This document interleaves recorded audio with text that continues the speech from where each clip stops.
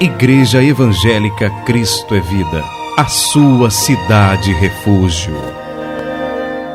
Aleluia. Amém.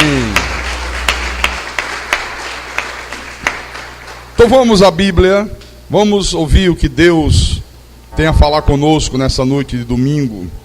Vamos abri-la em 1 de Samuel, capítulo 23, versículo 6.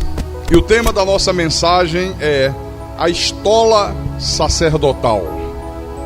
A estola sacerdotal.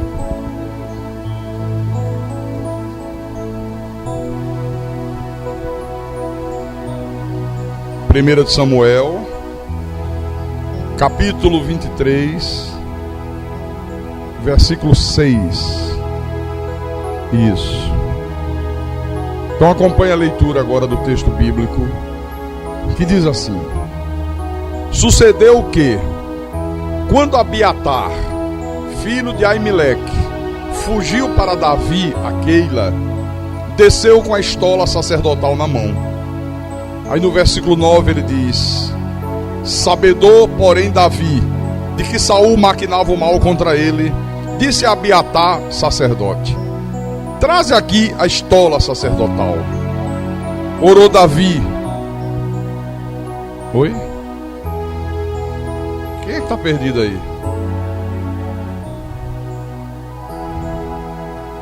Quem está perdido aí? Só você. Ah, Jesus amado.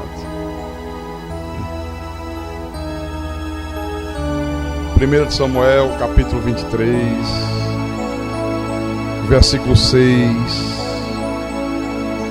Sucedeu que, quando Abiatar, filho de Aimeleque, fugiu para Davi a Keila, desceu com a estola sacerdotal na mão. Aí no versículo 9 ele diz: Sabedor, porém, Davi, de que Saul maquinava o mal contra ele, disse a Abiatar, sacerdote: Traze aqui a estola sacerdotal. Orou Davi: Ó Senhor, Deus de Israel, teu servo ouviu que Saul de fato procura vir a Keila para destruir a cidade por causa de mim. Entregar-me-ão os homens de Keila nas mãos dele? Descerá Saul como teu servo ouviu? Ah, Senhor, Deus de Israel, faze-o saber ao teu servo. E disse o Senhor: descerá. Perguntou-lhe Davi: Entregar-me-ão os homens de Keila a mim e aos meus servos na mão de Saul? Respondeu o Senhor: entregarão. Então se dispôs Davi com seus homens, uns 600, saíram de Keila e se foram sem rumo certo. Sendo anunciado a Saul que Davi fugira de Keila, cessou de persegui-lo. Vamos orar ao nosso Deus agora, para que o Espírito Santo fale ao nosso espírito. Oremos ao Senhor. Senhor Jesus Cristo, nosso Deus e nosso Pai, aqui estamos para ouvir, meu Deus, a Tua voz, para aprender do Senhor, para buscarmos, talvez nessa noite, a direção do Senhor para alguma necessidade nas nossas vidas. Talvez haja pessoas aqui hoje, Senhor, precisando de um sinal de Deus, precisando de uma direção de Deus, para poder seguir no rumo certo, para não seguir na direção errada, para seguir no rumo que o Senhor determina, no rumo que o Teu Espírito nos guia. Então fala-nos nessa noite, fala ao Teu povo, fala aos Teus santos, fala aos Teus ungidos, aos Teus pequeninos, aos Teus eleitos. Usa-me, Senhor, nessa noite. Dá-me a capacidade, dá-me a inspiração, para que eu possa, Senhor, proclamar a Tua palavra, anunciar a Tua verdade, ser um instrumento de Deus nesse santuário. E que o Teu nome seja glorificado, que o Teu nome seja engrandecido, Deus Todo-Poderoso, por amor do nome de Jesus, por amor do nome do Senhor, é que nós te pedimos isso. em nome de Jesus, e que todos digam amém e amém. Diga graças a Deus. Olha, meus irmãos amados, minhas irmãs em Cristo, eu quero falar nessa noite com a igreja sobre um assunto que eu considero de uma importância vital para a vida de cada um dos filhos de Deus. Eu quero falar de um tema, eu quero falar na realidade de um hábito que não tem sido mais praticado pelos cristãos nos dias de hoje. Infelizmente, isso tem sido negligenciado. Infelizmente, poucas pessoas praticam esse hábito. Eu estou me referindo ao hábito de consultar Deus, ao hábito de você procurar saber de Deus aquilo que Deus quer que você faça. De eu procurar saber de Deus, o que Deus quer que eu faça, o que Deus quer que nós façamos. Veja que Davi, ele adquiriu esse hábito ao longo da sua vida, pelas experiências que ele teve, as boas e as ruins, as doces e as amargas. Esse homem acabou adquirindo o hábito de consultar Deus. Só que você vê que aqui nesse texto, ele faz isso com uma ferramenta espiritual maravilhosa. Ele faz isso com uma ferramenta espiritual fascinante, que é a estola sacerdotal. Você veja que essa estola sacerdotal, ela aparece aqui nesse texto que eu abri a mensagem. Nesta ocasião aqui, Davi, ele estava fugindo de Saul. Ele havia se refugiado na cidade de Nob, que era a cidade dos sacerdotes. Os sacerdotes ajudaram Davi, deram guarida a Davi, deram refúgio a Davi. Quando foi mais tarde que Saul soube que os sacerdotes haviam ajudado Davi, haviam protegido Davi, olha, Saul fica completamente transtornado, e Saul dá uma ordem para que se mate todos os sacerdotes de Nob. Irmãos, 85 sacerdotes foram mortos. Ele mandou matar 85 sacerdotes. Mas teve um desses sacerdotes que conseguiu fugir e foi se refugiar em Davi. Foi buscar refúgio no rei Davi. Então, quem era esse sacerdote? Está aqui. Era Abiatar, que escapou levando a estola sacerdotal. O que era essa estola sacerdotal, finalmente? Era uma vestimenta que os sacerdotes usavam. Era uma vestimenta feita de linho branco. Ela era cheia de adornos. Ela era trabalhada com fios de ouro, sabe? Era uma roupa muito bonita. Fio de tecido azul, fio de tecido roxo, fio de tecido vermelho. Ela tinha um peitoral que sustentava nas vestes do sacerdote 12 pedras preciosas.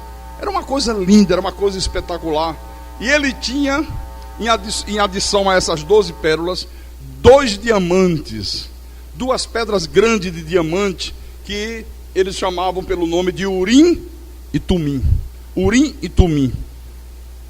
Se especula muito sobre o significado desses nomes. Não se sabe ao certo qual era o significado, mas a grande maioria dos estudiosos, ele diz que talvez os nomes mais perfeitos para dar essa tradução seja luz e perfeição. Pode ser, mas isso não é muito importante. Então, o que eu quero que você compreenda é que Deus revelava a sua soberana vontade àquele sacerdote por meio dessas 2 pedras, Urim e Tumim. Há também uma especulação de como é que Deus se revelava. Uns dizem que quando Deus dizia sim, as pedras brilhavam. Outros dizem que quando Deus dizia não, as pedras não refugiam, elas não brilhavam. Mas tudo isso é especulação. Isso não importa para a gente. Não importa a maneira como Deus respondia. O que importa é que Deus respondia. O que importa é que eles sabiam naquela época como que Deus estava falando com ele através da estola sacerdotal. Então, deixando as especulações à parte, o importante era o valor dessa ferramenta espiritual. Isso tinha um valor muito grande. Você vê que aqui, quando Davi se viu diante de uma situação difícil, ele se dirige a Deus com toda a reverência, né? Deus responde para Davi. Ele diz: Senhor, Saul vai vir atrás de mim. Já chegou aos meus ouvidos que ele está me perseguindo, ele quer me fazer o mal, ele virá atrás de mim. Os homens de Keila, era um lugarejo, né? Vão entregar a mim, aos meus servos, na mão de Saul. E Deus disse: vão sim. Saul vai vir no teu encalço, os homens desse lugarejo, dessa cidade, vão entregar a você e aos teus servos, eles não vão esconder você, eles não vão proteger você. Então Davi, ele usava a estola sacerdotal, ele consultava Deus, e a resposta de Deus era imediata. Interessante. Acontece algo muito semelhante a isso aqui, quando Davi chega em Ziclag. Nós vimos aqui naquelas mensagens que eu fiz sobre o matador de gigante. Davi chegou em Ziclag, ele encontra toda a aldeia destruída, tudo foi destruído pelos amalequitas, o povo que tinha ficado lá, as mulheres, os filhos, as crianças, haviam sido levados cativo. Olha só, deixa eu ir lá. Vamos aqui, 1 de Samuel, abra aí, capítulo 30. 1 de Samuel 30, versículo 7 e 8. Olha só. Pronto? Disse Davi a Abiatar, o sacerdote, filho de Aimeleque: traz-me aqui a estola sacerdotal. E Abiatar trouxe a Davi. Então consultou Davi ao Senhor, dizendo: perseguirei eu o bando? Quer dizer, Senhor, eu devo perseguir os amalequitas, que destruíram a cidade, que levaram cativo as nossas mulheres, que levaram cativo os nossos filhos. Interessante, né? O normal seria o quê? Que ele fosse em perseguição. Eram os inimigos, levaram as mulheres, levaram os filhos. Mas veja, mesmo para uma coisa que parecia absolutamente lógica, que parecia que era o correto fazer, ele não se atrevia a fazer sem que tivesse a direção de Deus, sem que Deus dissesse: é isso mesmo, vá, persiga. Então ele pergunta: perseguirei eu o bando? Alcançá-lo-ei? Respondeu-lhe o Senhor: persegue-o, porque de fato o alcançarás e tudo libertarás. Outro momento que ele usa a estola sacerdotal. Há um outro momento também registrado aqui, que é quando Davi soube da morte de Saul e de Jonatas. Isso está lá em 2 de Samuel, está bem pertinho aí. Vira a página, 2 páginas na frente. Capítulo 2, versículo 1. Chegou a notícia de que Saul havia morrido, Jonatas havia morrido. De uma hora para outra, sem ninguém esperar, o trono de Israel ficou vazio. Não tinha mais rei, o rei havia sido morto.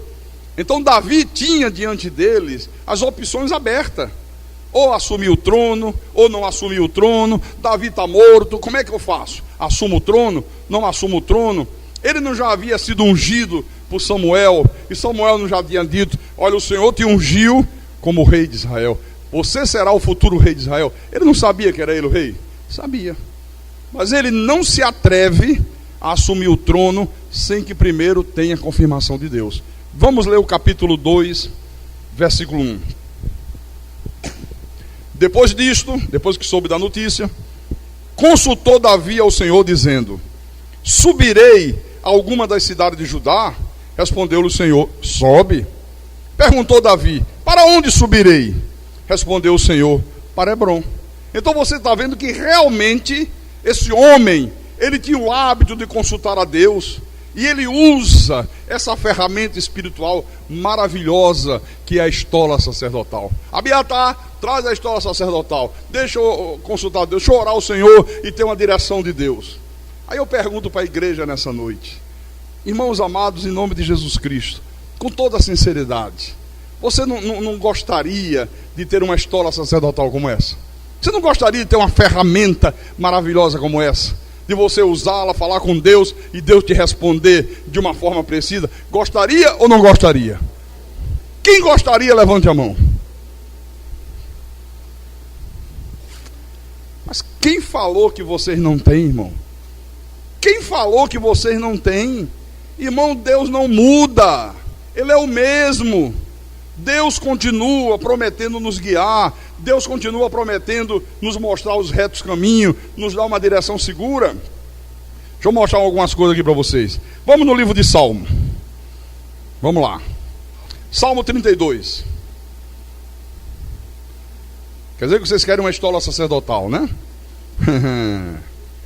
Peguei todo mundo. Salmo 32, versículo 8. Olha o que o nosso Senhor fala: instruir-te-ei e te ensinarei o caminho que deves seguir, e sob as minhas vistas eu te darei conselho. Olha, Deus está dizendo que Ele vai nos instruir. Deus está dizendo aqui que Ele vai nos mostrar, nos ensinar o caminho que nós devemos seguir. Amém? No livro de Provérbios, estamos bem próximo, capítulo 3, versículo 6, diz o sábio: reconhece-o em todos os teus caminhos, e Ele endireitará as tuas veredas. Olha o que Deus fala, isso é promessa de Deus. Reconhece-o em todos os teus caminhos, ou seja, coloca nas mãos de Deus tudo, consulta Deus, né? Não haja precipitadamente, não haja conforme a tua carne, consulta Deus e Ele endireitará as tuas veredas, e Ele te mostrará o caminho seguro. Amém? Mais adiante, Isaías, capítulo 30, Isaías capítulo 30, versículo 21. Olha que coisa linda. O Espírito de Deus está falando conosco nessa noite e diz: quando te desviares para a direita e quando te desviares para a esquerda, os teus ouvidos ouvirão atrás de ti uma palavra dizendo: este é o caminho, andai por ele. Aleluia. E quer dizer que o mesmo Deus, irmãos, que guiou Davi, Ele vai guiar você. O mesmo Deus que guiou Davi, Ele vai guiar cada um de nós. A única coisa que você precisa fazer, qual é? Consultar a Deus, consultar o Senhor. Pastor Carlos, mas eu não tenho, pastor, como Davi, o privilégio de ter uma estola sacerdotal. Se eu tivesse, pastor, uma estola bonita, com 12 pedras, com 2 diamantes, urim, tumim. Pastor, eu não tenho. Eu sei que você não tem, eu sei disso. Mas eu quero dizer para você que você tem algo mais importante que essa estola sacerdotal aqui. Você tem a Bíblia Sagrada, meu irmão. Você tem a palavra do próprio Deus. Leia, consulte-a. Você sabe o que Paulo falou a respeito da palavra de Deus? Vou mostrar para você.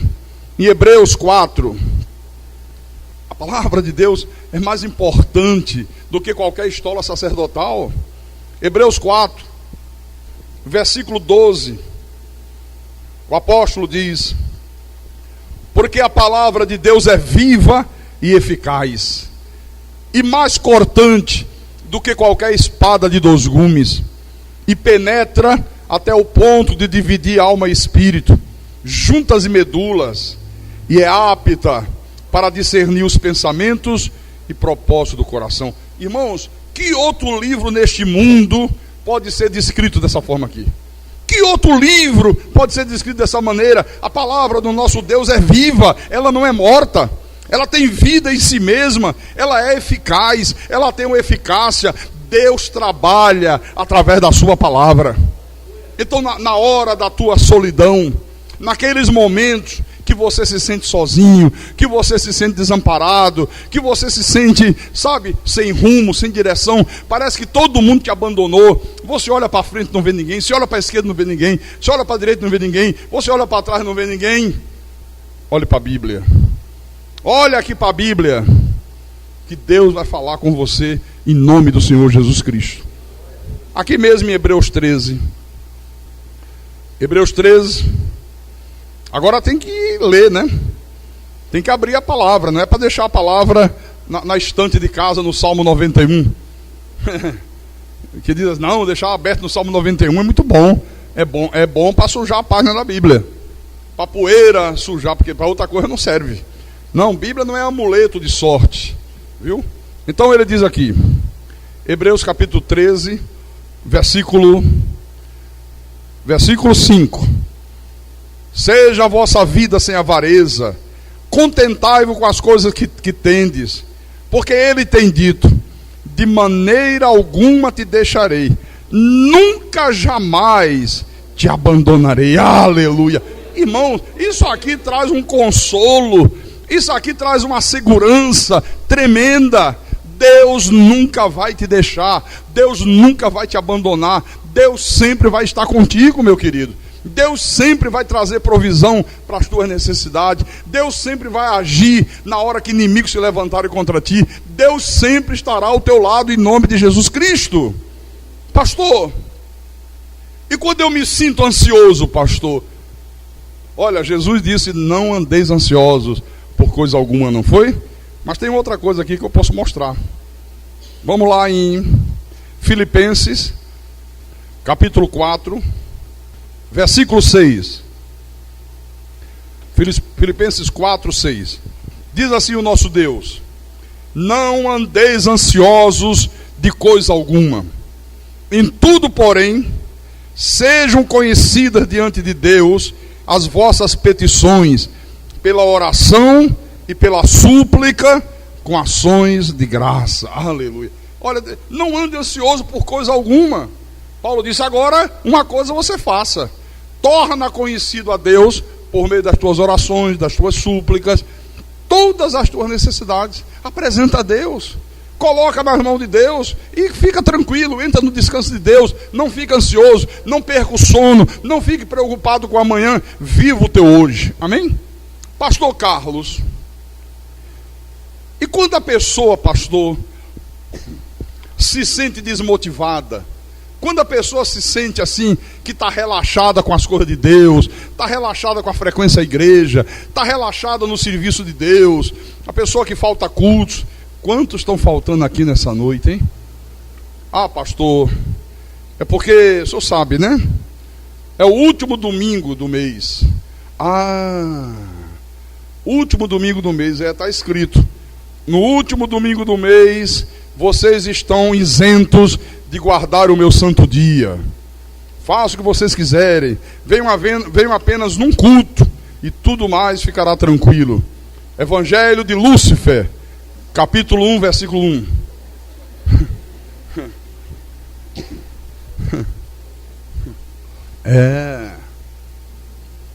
Quer dizer, como é que a gente faz, pastor, quando estamos desmotivados? Deixa eu mostrar para ti.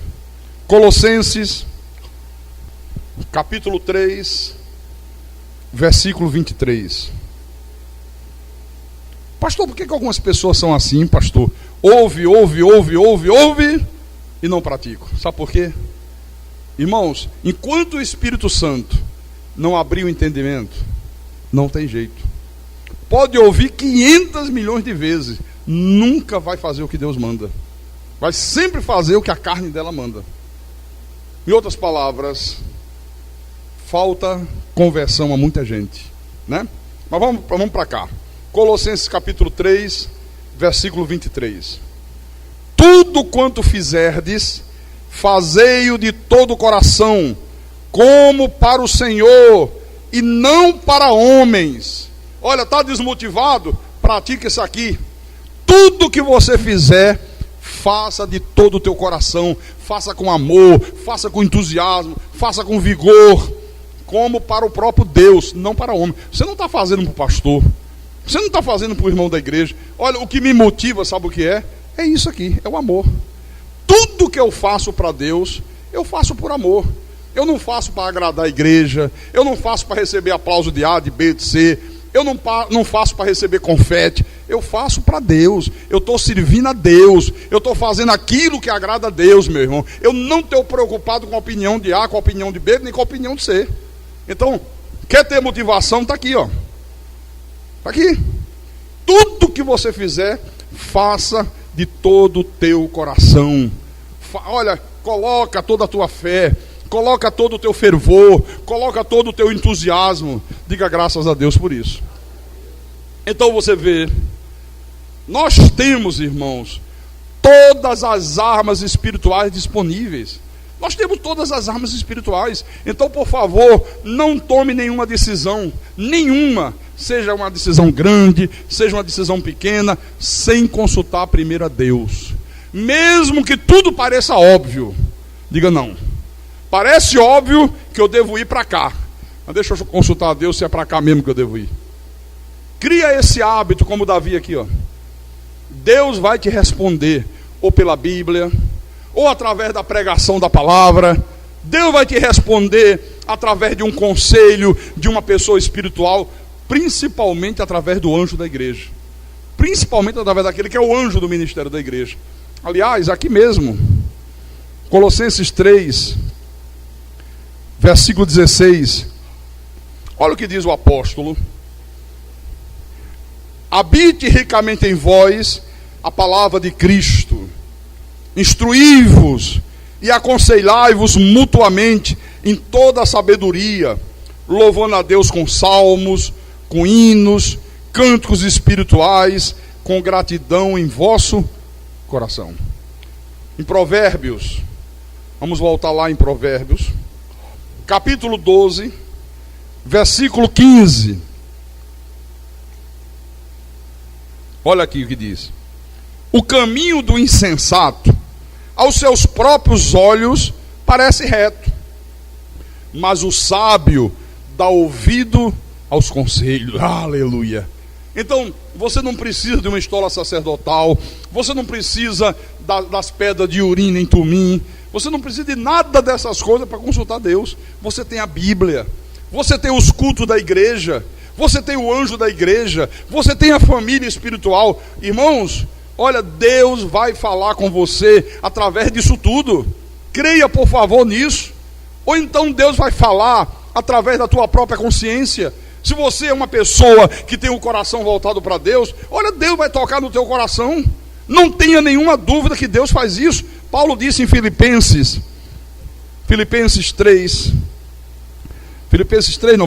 2, versículo 13. Filipenses 2, 13. Olha o que diz aqui: porque Deus é quem efetua em vós tanto querer como realizar, segundo a sua boa vontade. Olha, Deus é quem efetua em você tanto o desejo como a realização dele. E isso como? De acordo com a sua boa vontade. Você vê, quer ver um exemplo de Judas? Vem lá em Judas, antes de Apocalipse, tem a epístola de Judas, e no versículo 3, Judas diz assim, falando com a igreja, ele diz: amados, quando empregava toda a diligência em escrever-vos acerca da nossa comum salvação, foi que me senti obrigado a corresponder-me convosco, exortando-vos a batalhardes diligentemente pela fé, que uma vez por toda foi entregue aos santos. Eu pergunto, de onde é que vinham esses sentimentos aqui de Judas, que o obrigavam a mudar o teor dessa epístola? De onde é que vinha esse sentimento? Ele só não me sentiu obrigado, sabe, uma vontade grande de eu não falar mais de salvação, de eu exortar a igreja a batalhar diligentemente pela fé. De onde vinha esse sentimento? De Deus. Deus é quem efetua em vós o querer. Era Deus efetuando nele o desejo de mudar o tema.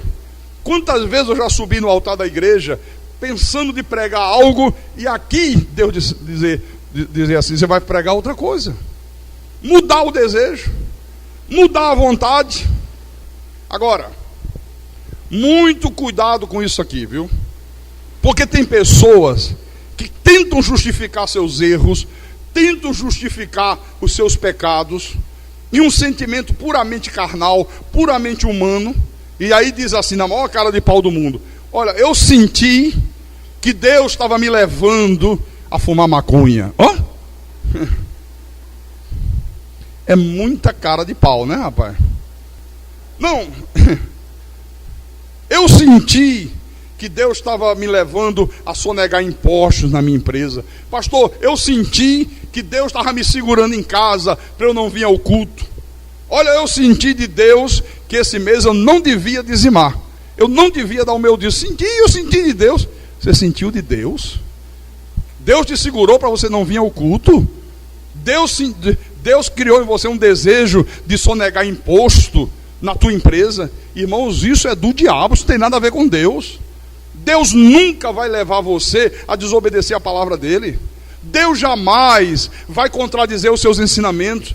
Deus jamais vai levar você a ser uma pessoa desonesta. Deus jamais vai levar você a ser uma pessoa infiel, a faltar aos cultos, a sonegar os dízimos, a se rebelar contra o pastor da igreja, a magoar quem quer que seja. Deus jamais vai levar você a enganar a pessoa. Deus não faz isso. Diga, Deus não faz isso. Deus, Ele sempre vai te guiar através da sua verdade. Então, se habitue a consultar Deus. Olha, Deus tem a resposta certa para dar a você, seja qual for o teu problema, seja qual for a situação que você esteja vivendo. Eu digo para você o seguinte: olha, há quase 15 anos atrás, quando veio a revelação da graça de Deus para o nosso ministério, quando Deus iluminou os meus olhos, quando Deus me fez compreender a verdade dele, e eu cheguei à igreja e tive a humildade, porque Deus graciosamente colocou em mim esse desejo de dizer: tudo que eu preguei está errado, tudo que eu preguei até hoje está errado, mas a partir de hoje eu vou pregar a verdade divina. Olha, naquela época, mais de 70% das pessoas que frequentavam a nossa igreja foram embora, debandaram. Ninguém queria saber de Bíblia, ninguém queria saber da verdade divina. Havia pessoas que chegavam assim: pastor, é verdade que aqui não vai ter mais demônio? Eu digo: não, aqui só tem o Espírito de Deus. Ah, então eu vou para ali, ali tem. Não tem mais sal grosso? Não. Nem uma arrudazinha, pastor? Também não. Absolutamente não. Olha, 70% das pessoas foram embora. Eu confesso a você que eu fiquei extremamente confuso. Eu ficava dizendo: meu Deus, vai acabar a igreja, vai fechar as portas, daqui a pouco não sobra mais ninguém. E eu lembro como se fosse hoje. Teve um dia que eu, muito angustiado, sem compreender aquilo, eu orei a Deus e eu perguntei ao Senhor: Senhor, será que eu estou confundido? Será que eu estou pregando aqui errado? Será que eu estou pregando equivocado? E a resposta de Deus veio: não, Senhor, você está pregando certo, você está pregando a minha verdade, o meu Espírito está te revelando a palavra. Eu disse: está bom, Senhor. Então, se eu estou pregando certo, se o teu Espírito está me revelando a verdade, então por que a maioria das pessoas foram embora? Por que 70% das pessoas abandonaram o santuário?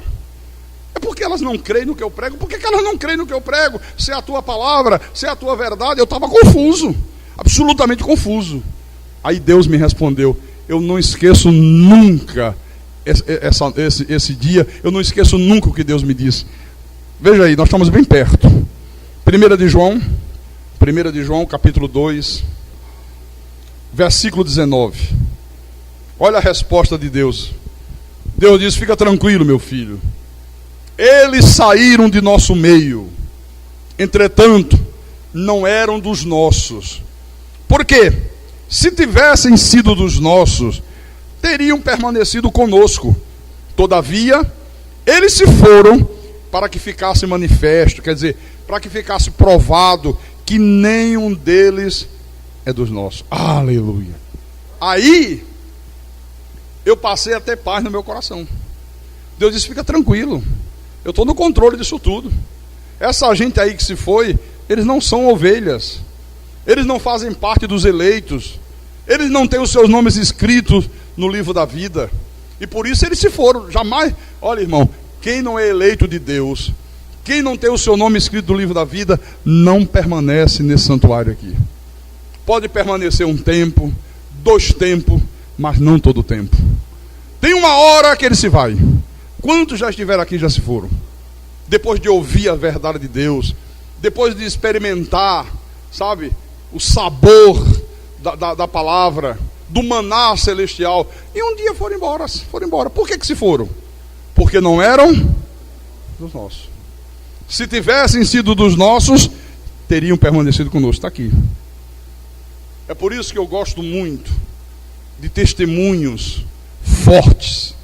Eu não sou muito chegado a testemunhos de: porque Deus me curou. Amém, glória a Deus. Nosso Deus cura, é verdade. Mas eu não gosto muito desses testemunhos. Porque Deus me deu uma casa nova. Porque Deus aumentou o meu salário.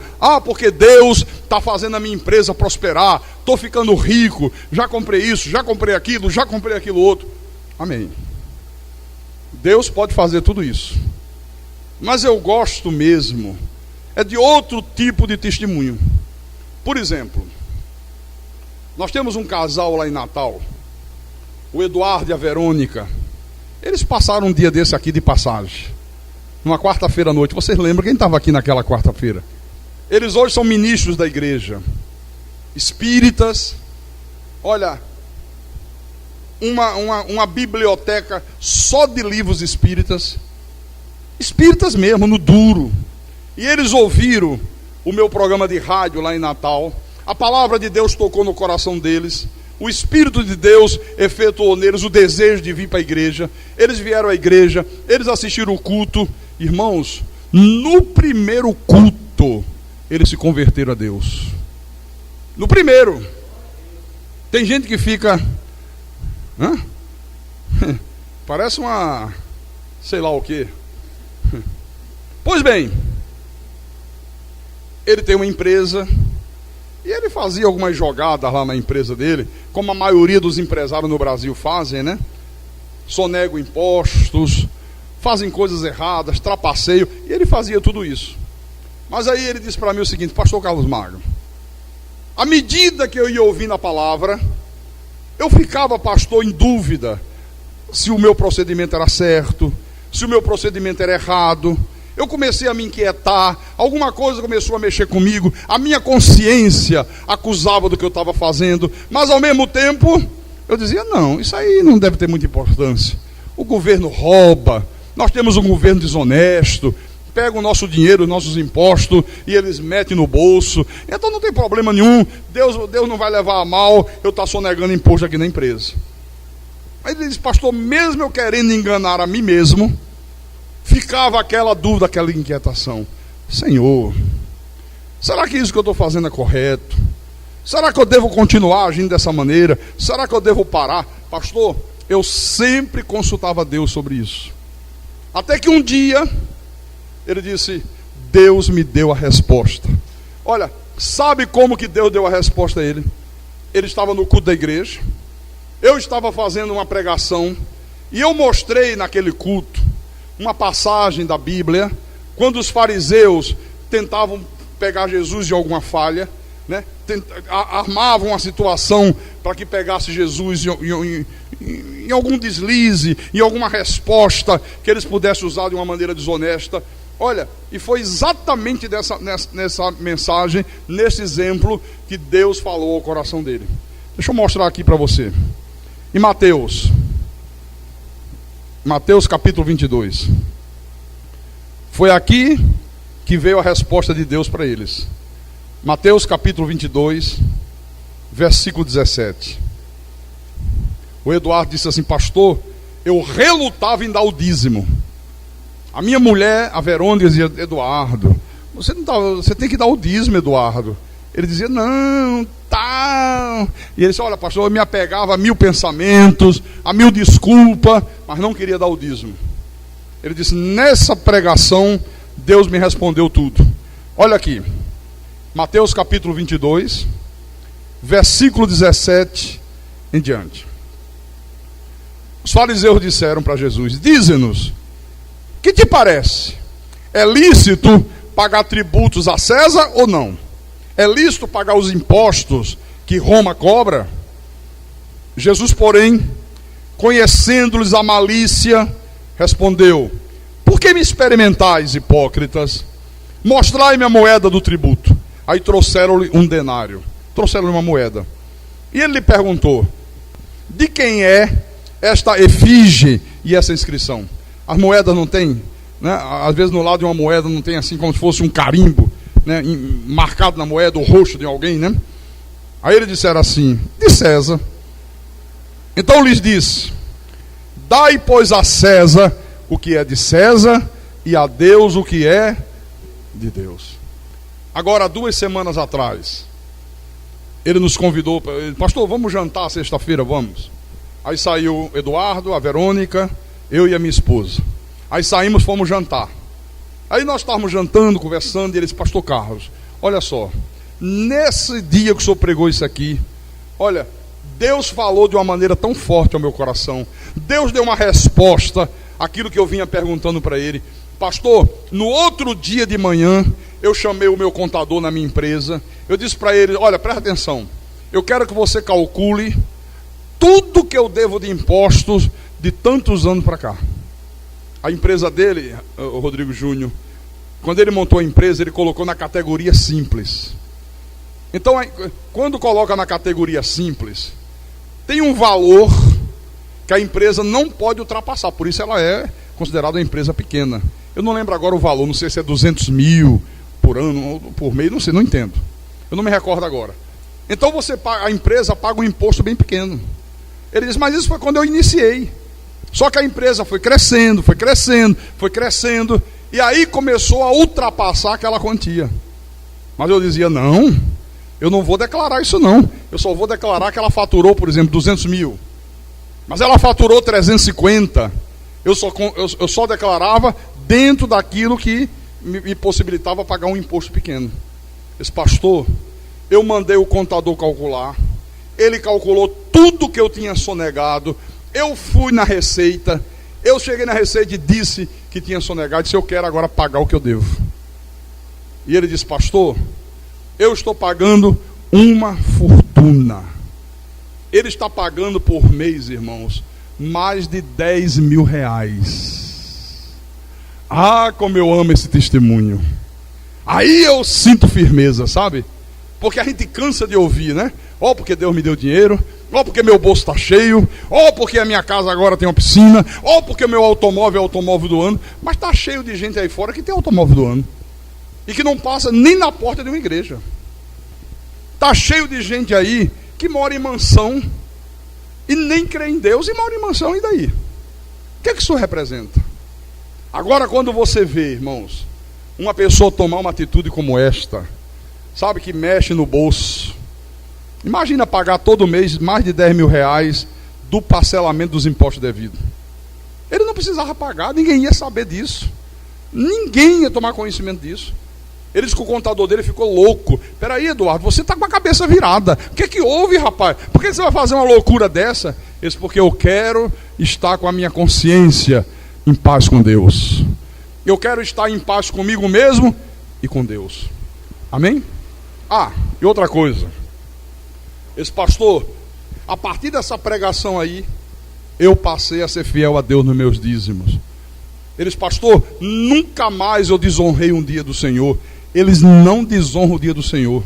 Eles estão na igreja domingo de manhã, eles estão na igreja domingo à noite, eles estão na igreja no dia de seminário, eles estão na igreja. Eles: pastor, no dia de culto, ele fecha a empresa mais cedo.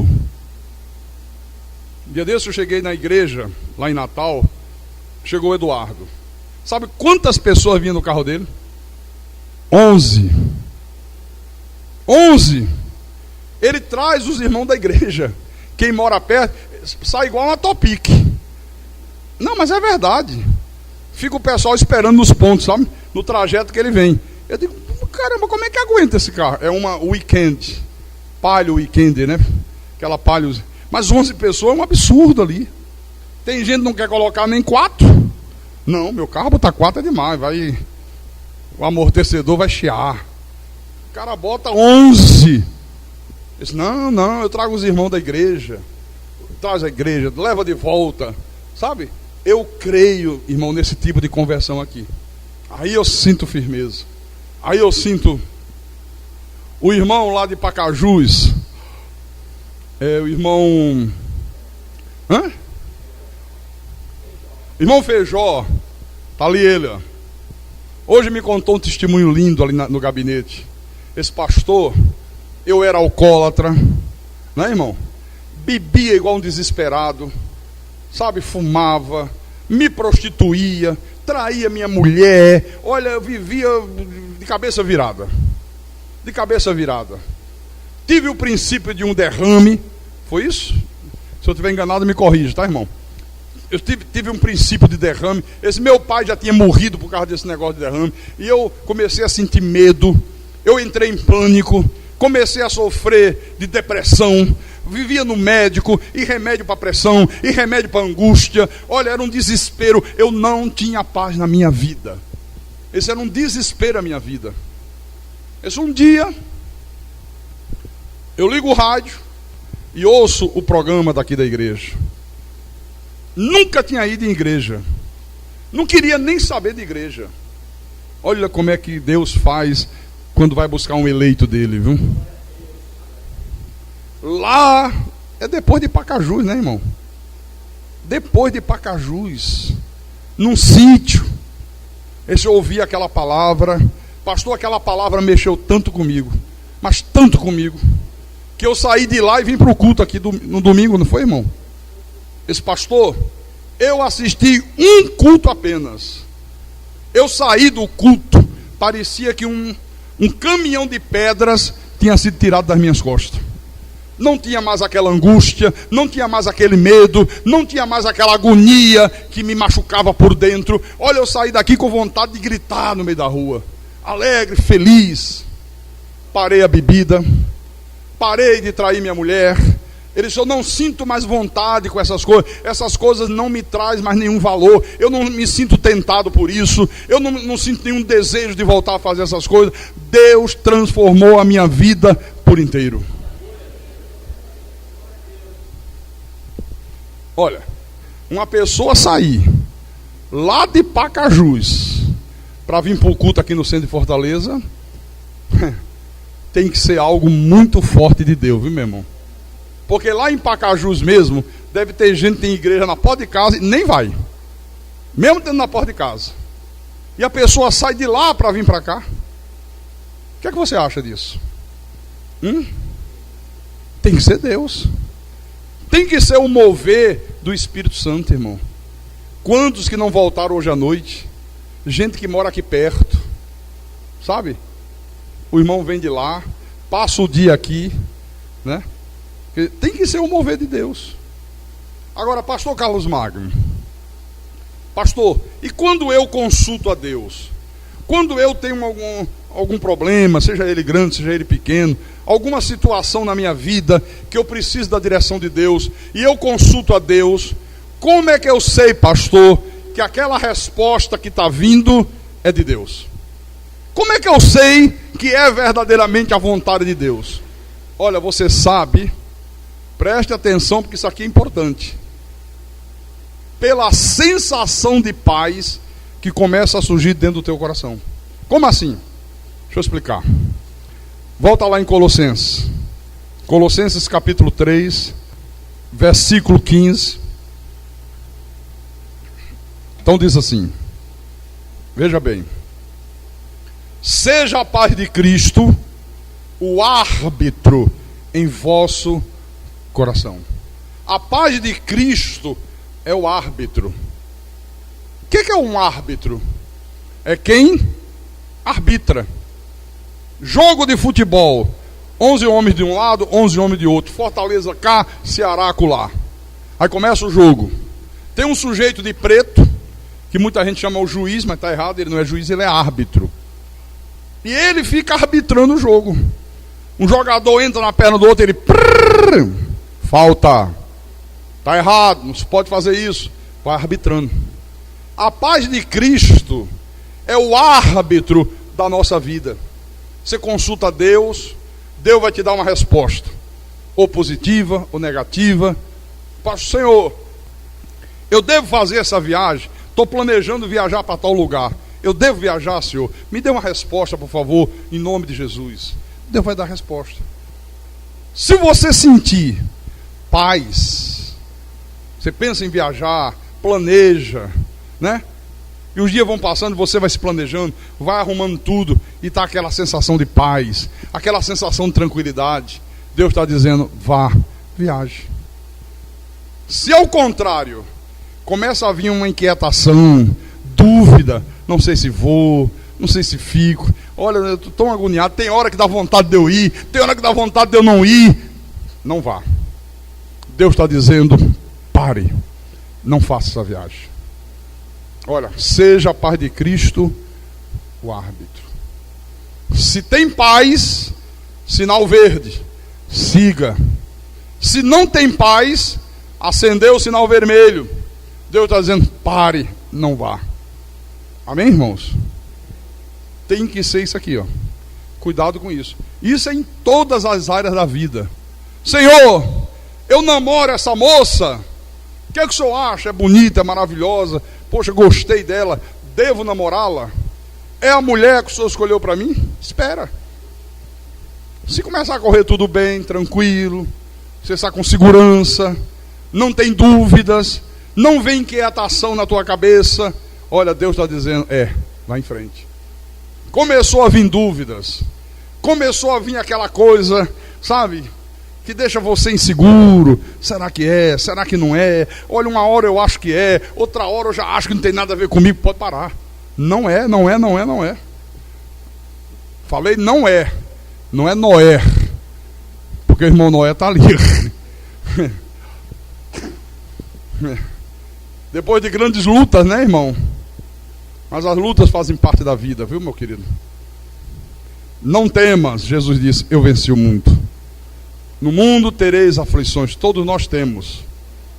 Como o irmão me contou ali dentro, o irmão está tendo, a irmã, eu tenho. Cada um aqui de nós enfrenta lutas na vida. Às vezes, lutas extremamente renhidas. Às vezes, situações que nos deixam, vou lhe dizer uma coisa, viu? Com a cabeça em parafuso. Às vezes, situações que machucam a gente por dentro. Mas olha aí. Olha o que é que o Nilson está dizendo. Se eu não tivesse conhecido a graça, se eu ainda permanecesse em igreja de lei, eu não estaria mais nos caminhos de Deus. Não ia suportar as lutas. Não ia suportar as provações. Hoje, como a gente sabe que Deus está no controle, que tudo coopera para o bem daqueles que amam a Deus, a gente coloca tudo na mão de Deus, se aquieta e vai em frente. Amém, irmão? Até música aparece aqui na hora que eu estou pregando, né? Você não pode ser eleita. Tenha paciência. Então, irmãos, olha, você não precisa de uma estola sacerdotal para consultar Deus. Não precisa. Eu não preciso. Nós não precisamos. Olha, você tem um corpo onde o próprio Deus habita, irmãos. Deus habita em você. Então, na hora de uma decisão qualquer, consulte Deus. Consulte o Deus que você crê. Se concentre em Deus, mas se concentre mesmo. Não deixe a vontade da tua carne te perturbar. Não dê ouvidos, por favor, àquelas opiniões carnais. Vem um dar uma opinião, vem outro dar opinião. Cuidado com isso. Não te deixe influenciar por opinião de quem quer que seja. Se concentre em Deus. Espere com fé, com temor. Entre no descanso de Deus. Seja perseverante. A perseverança é tudo, viu, irmão Rodrigues Júnior? É importante ter perseverança. Não tenha pressa. Mesmo que todas as circunstâncias ao redor digam que você tem que tomar uma decisão hoje, não tem que ser urgente, não dá para esperar. Às vezes as pressões são terríveis. Não tenha pressa. Não tenha pressa, não dê resposta precipitada, não tome atitudes precipitadas. Espere em Deus. Olha, se você fizer isso, a vontade de Deus, irmão, vai ficar clara para você, não ter nenhuma dúvida. Deus jamais vai deixar que você ande nesse mundo sem rumo, que você ande viva na tua vida sem direção. Olha, creia que Deus te ama. Creia que Deus quer o melhor para você, em nome do Senhor Jesus Cristo. E entre no descanso de Deus, porque Deus te dará um bom rumo, Deus te dará uma boa direção. E quem tem ouvidos, que ouça o que o Espírito falou à igreja nessa noite. Em nome de Jesus, para a glória do Deus Todo-Poderoso. Aleluia. Vamos ficar de pé. Vamos ficar de pé, irmãos. Fecha os teus olhos. Curva a tua cabeça. Eleve o teu pensamento a Deus. Quem sabe alguém tem entrado aqui nessa noite precisando de uma resposta de Deus. precisando de uma direção de Deus. Senhor, o que é que eu faço? Vou para a esquerda ou vou para a direita? Caso ou não caso? Assumo esse emprego ou o Senhor tem outro melhor para mim? Devo tomar uma decisão de ir para um outro estado ou devo permanecer aqui mesmo? O que é que o Senhor quer para a minha vida? Qual é a tua vontade, Santo Deus? Quem sabe? Como é que eu procedo, Senhor? Às vezes as pessoas tomam decisões precipitadas, decidem às vezes fazerem mudanças que vão mexer completamente com a vida delas, e o que é pior, às vezes até com a vida espiritual. Não consultam Deus, não perguntam a Deus primeiro, simplesmente decide. E aí quando chega lá na frente, diz: caramba, peguei o caminho errado, embarquei numa canoa furada, peguei o bonde errado, e agora? Aí tem que voltar tudo atrás, tem que fazer todo o caminho de volta, porque não consultou a Deus, porque não teve o cuidado de falar com Deus. Fale com Deus agora, converse com Deus, peça a Deus a direção que você está precisando. Senhor Jesus Cristo, nosso Deus e nosso Pai, quantas vezes, meu Deus, ao longo da nossa vida, e não são poucas, são muitas, a gente se vê diante de uma encruzilhada, as encruzilhadas da vida. A gente não sabe se vai em frente, a gente não sabe se deve voltar, a gente não sabe se pega a direita, se pega a esquerda. E nessas horas, meu Senhor, nós não temos outra alternativa a não ser consultar o Senhor. O Senhor é que nos dá o rumo certo, o Senhor é que conhece todas as coisas, o Senhor é que vai nos mostrar o caminho seguro, a direção correta. Quantas vezes, Senhor, é um problema financeiro que nós precisamos tomar atitudes. Às vezes é uma resposta para a nossa vida sentimental. Às vezes nós precisamos de uma resposta para um problema de família grave, que a gente fica perdido, a gente fica sem saber o que fazer, a gente fica sem saber que rumo tomar. Há pessoas aqui nessa noite, meu Pai, precisando de uma direção tua, precisando de uma luz que brilhe. Às vezes a estrada é tão escura, às vezes as trevas são tão densas que a gente não consegue enxergar um palmo. É preciso que uma luz brilhe, é preciso que a luz do teu Espírito resplandeça e nos mostre o caminho seguro. Porque no escuro a gente tropeça em pedra, no escuro a gente pode cair dentro de um buraco, de uma vala, no escuro pode ter uma ponte caída lá na frente, você não vê e se arrebenta tudo. Então é preciso da luz de Deus, é preciso da iluminação de Deus. Isso seja nas coisas pequenas, seja nas coisas grandes. Nós queremos sempre ter a tua direção. Como Davi: Senhor, Saul vai vir atrás de mim aqui na cidade de Keila. Deus disse: vai. Senhor, os homens dessa cidade, será que eles vão me trair? Será que eles vão se acovardar e vão entregar a mim e os meus homens nas mãos de Saul? Vão dizer que nós estamos aqui? Deus disse: vão sim, vão entregar vocês. Aí Davi disse: opa! Pegou os 600 homens dele e pegou a reta. Saiu sem rumo. Não sei nem para onde eu vou, mas aqui eu não fico, porque Deus já disse que Saul vem. Deus já disse que esses homens vão me entregar. Eles não vão aguentar a pressão, eles vão tremer de medo. Então deixa eu sair fora daqui. E saiu. Quando o trono de Israel estava vazio, mesmo sabendo que ele havia sido ungido rei, o próximo rei de Israel, ele não teve a ousadia de assumir o trono de imediato. Ele consultou a Deus: Senhor, o que é que eu faço? Para onde eu vou? Que rumo eu tomo? Você faz isso, isso e isso. Isso perfeitamente. Ah, meu Deus. Nós precisamos da tua direção, meu Senhor. Precisamos da tua direção para tudo. Para a nossa família, para a educação dos nossos filhos, para o nosso casamento. Precisamos da tua direção para a igreja, para o rumo que a igreja deve tomar. Nós precisamos da tua direção nas mínimas coisas, para que nós não venhamos a tomar uma decisão errada, para que nós não venhamos a precipitadamente tomar uma decisão que vai trazer problemas, que às vezes traz sofrimento para a família, às vezes traz agonia para a nossa alma.